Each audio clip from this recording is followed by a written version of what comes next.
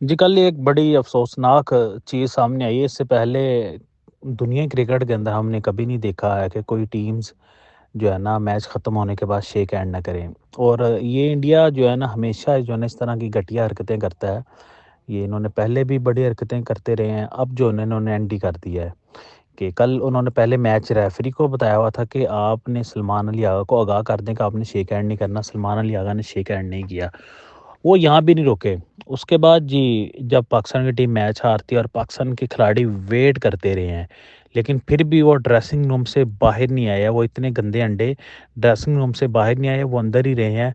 वो बाहर आना उन्होंने गवारा नहीं समझा और उन्होंने स्पोर्ट्समैनशिप का भी मुज़ाहिरा नहीं किया। जेंटलमैन गेम को उन्होंने जो है ना, वो अपनी रखेल समझ लिया उन्होंने क्रिकेट को।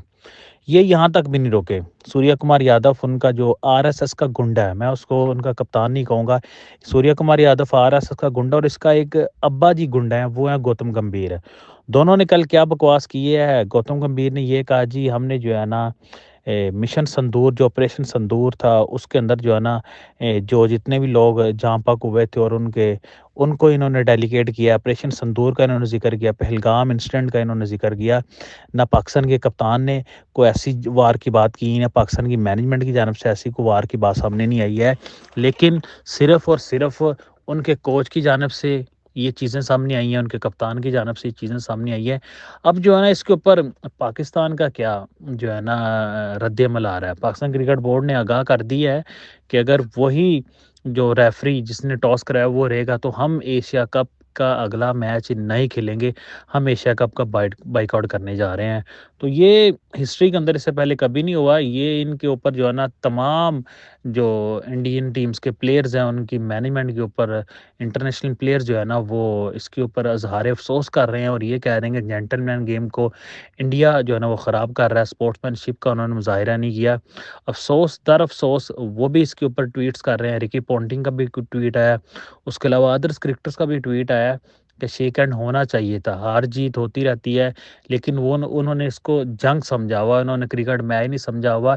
वो हमारे ऊपर इल्ज़ाम थोपते हैं कि हम जो है ना सियासत को लेके आते हैं, लेकिन असल में जो है ना इंडियन क्रिकेट टीम वाले जो है ना सियासत और क्रिकेट को साथ-साथ लेके चलते हैं।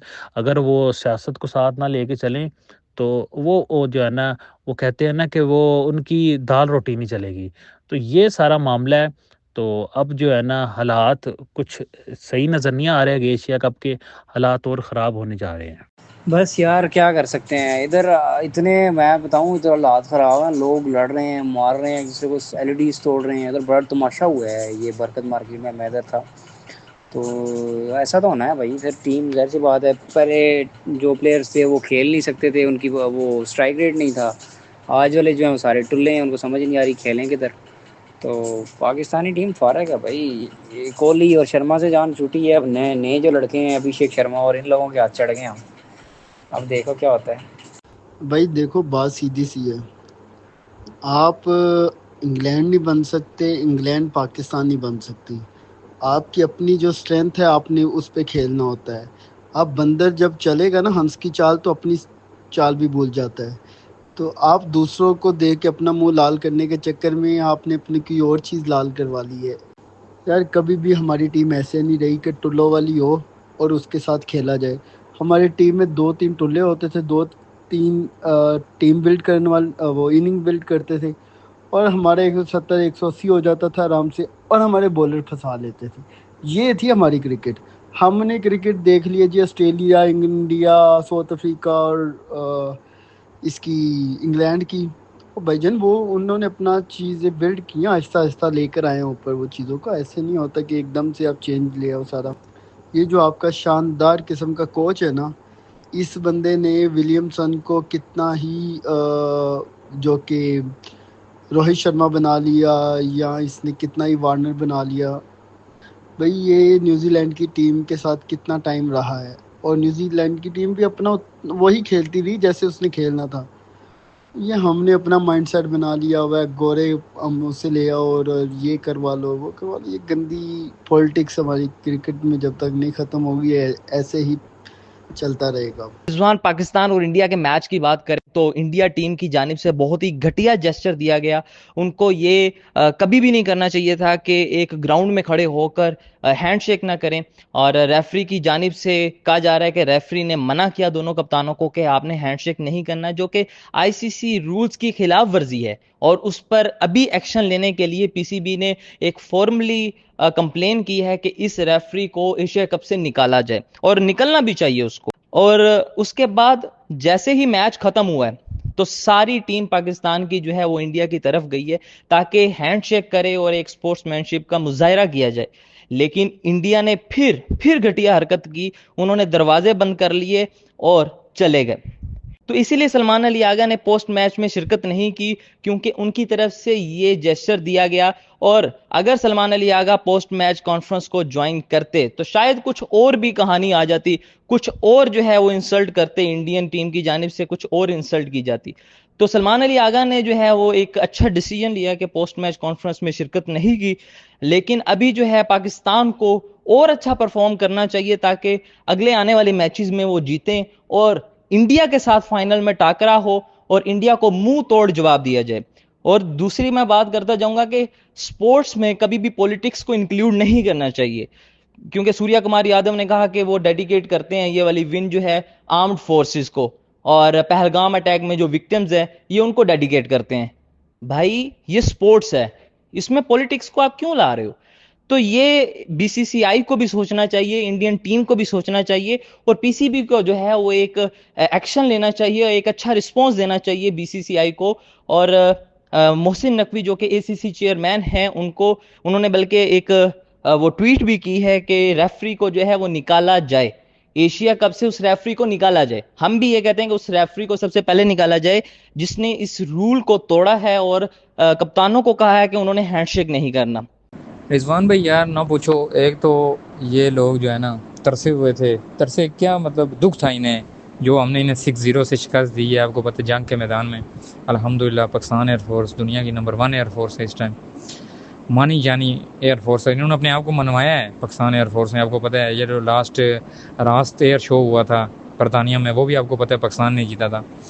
तो कहने का मकसद है कि ऑलरेडी इनके जो है जख्मों पर नमक था वो छिड़का हुआ था एयरफोर्स ने, हैं ठीक है। तो ऊपर से इनको गुस्सा तो निकालना था ना कहीं। अब इन्होंने क्या किया, इन्होंने क्रिकेट में भी सियासत लाना शुरू कर दी। क्रिकेट में सियासत इस तरह की कि इन्होंने टॉस के टाइम सलाम नहीं किया। इनकी जो क्रिकेट बोर्ड है जो वो मुसलसल उनकी कोशिश है कि भाई मैच हो ही ना, पाकिस्तान इंडिया का मैच ही ना हो, हम इंडिया से खेलते ही नहीं है। वो मतलब एक ज़्यादतियात पे आए हुए हैं, वो नहीं देख रही यार क्रिकेट और चीज़ है, क्रिकेट एक स्पोर्ट्समैनशिप का नाम है, ठीक है। तो क्रिकेट दिलों को जोड़ने वाली क्रिकेट है। इसके बरक्स जो दूसरा वो बस इस चीज़ को अभी ज़ातियात पे ले आए, ठीक है। दूसरी बात यार आप जो कह रहे हो पाकिस्तान और इंडिया की क्रिकेट में ज़मीन आसमान का फ़र्क है। मैं आपको बताऊं ना, पाकिस्तान की क्रिकेट बहुत पीछे है इंडिया से। उसका एक रीज़न है, क्योंकि हमारे साथ हर जगह होती हैं ज़्यादतियाँ। इस टाइम भी आप देख लें, जब आईसीसी नहीं है, जो मेन आईसीसी है जो क्रिकेट का हेड है, उसमें भी इंडिया बैठी हुई है। आपको पता है वो जय शाह जो है वही जो कहता है वही, क्योंकि वो पैसा फेंकते हैं। आईसीसी भी वही कर दिया। अभी इस टाइम क्या ज़्यादतियाँ हो रही हैं पाकिस्तान के साथ, सबसे बड़ी ज़्यादती ये हो रही है कि देखो पाकिस्तान को पूरा साल सीरीज़ मिलती है UAE, Oman, Netherlands, Bangladesh, Sri Lanka, West Indies, अच्छा उसके बाद और कौन सी, अफगानिस्तान। हमें इन जैसी टीमों के साथ सीरीज़ दी जाती है कि आप इधर खेलते रहो, ठीक है। इंडिया भाई पूरा सालों साल खेलती है इंग्लैंड, ऑस्ट्रेलिया, न्यूजीलैंड, ठीक है, अफ्रीका, नंबर 1 टीमों के साथ खेलती है, जो मैं कहता हूँ कि बेहतरीन किस्म की एक जो टीमें हैं हमारे इसमें वर्ल्ड में इस टाइम, वो उनके साथ सीरीज़ खेलते हैं सालों साल। हम खेलते हैं जी इधर यूएई, इधर कभी हमने बांग्लादेश के साथ लगाई होती है, वरना हम इधर खुश होते रहते हैं खेल के हम ग्राउंड का चक्कर लगाते हैं, हम यहाँ सीरीज़ जीत गए, ये जीत गए। सबसे बड़ा हमारी जो लैक आ रहा है ना इस टाइम, वो हमारी इस चीज़ में आ रहा है कि हमें सीरीज़ नहीं दी जा रही, हमें सीरीज़ खिलाई नहीं जा रही बड़ी टीमों के साथ। अभी आप बताएं, कई साल में एक दफ़ा किसी बड़ी टीम के साथ हम सीरीज़ खेलते हैं, साल में एक दफ़ा, बाकी सालों साल हम छोटी टीमों के साथ खेलते हैं। क्या हाँ हमारी इंप्रूवमेंट आएगी? एंड सेकंड थिंग देखें, हमारे पास इस टाइम बॉलर्स की कमी है। वो ये है कि इस टाइम आप जो कह रहे हैं कि प्रीमियम फास्ट बॉलर जो हमारा है शहनशाह अफरीदी, भागता हुआ स्पिनर है। एक पहला ओवर उसका 136-135 का होता है, उसके बाद उसका ओवर 128-126 का होता है, 126 से ऊपर उसकी बॉल नहीं पहुँचती, ठीक है। अब जो पेस वाले हैं हारिस रऊफ साहब वो बाहर बैठे हुए हैं।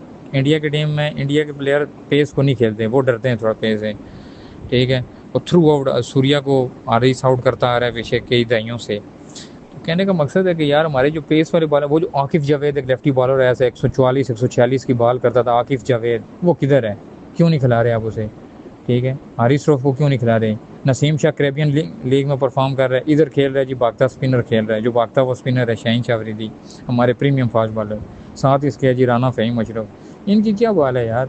इंडिया के लड़के हैं, उनका कैलिबर ज़्यादा है, वो बड़े बड़े टीमों के साथ। अब आपने देखा होगा लास्ट एक सीरीज़ हुई थी ऑस्ट्रेलिया के खिलाफ, ऑस्ट्रेलिया के खिलाफ वन मैन आर्मी जो है ना, इधर खड़ा था कौन, जसप्रीत बुमराह। वो देखा था हमने, वो जो टेस्ट मैच है, टेस्ट मैच में पूरा पूरा दिन ओवर करना आसान काम नहीं होता भाई। और जसप्रीत बुमराह पूरा पूरा दिन ऑस्ट्रेलिया को टफ टाइम देता रहे, उनके बैटर्स को अकेले। जसप्रीत बुमराह टेस्ट मैच में, वो याद नहीं है आपको जो पीछे क्लैशेस हुई थी इंडिया ऑस्ट्रेलिया की, और मैं कहता हूँ बुमराह ने अनबीटेबल किया हुआ था, पूरी ऑस्ट्रेलिया को टक्कर दी हुई थी। तो कहने का मकसद यार हमारे पास इस चीज़ की बहुत कमी है।